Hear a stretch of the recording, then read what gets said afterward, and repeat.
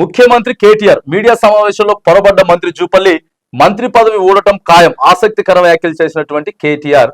ఇక చూడండి నిన్న మాట్లాడిండు, మొత్తం మా ప్రభుత్వం అన్నీ చేస్తున్నది, గత అప్పులు మొత్తం గడతా ఉన్నది, మా ముఖ్యమంత్రి కేటీఆర్ అని చెప్పేసి అన్నాడు. ఆ తర్వాత మూడోసారి రేవంత్ రెడ్డి అని చెప్పేసి అన్నాడు.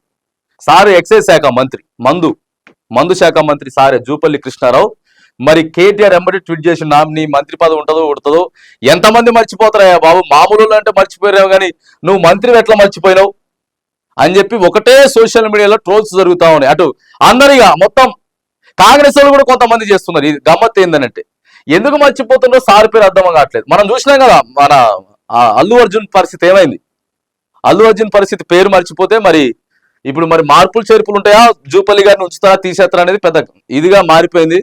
ముఖ్యమంత్రి గారి పేరు ఎందుకు మర్చిపోతారో అర్థం కావట్లేదు. మంచి పేరు రేవంత్ రెడ్డి అని చెప్పి మంచి పేరు పెట్టుకున్నాడు ఆయన, మరి ఆ పేరైతే మర్చిపోతున్నాడు. చూడాలా జూపల్లి కృష్ణారావు గారికి ఈ నెల రోజులలో కొద్దిగా కిందకి మీద చేస్తారా, కిందకి మీద చేస్తారా, మరి ఏం చేస్తారా అనేది కొద్దిగా వేచి చూడాల్సిందే.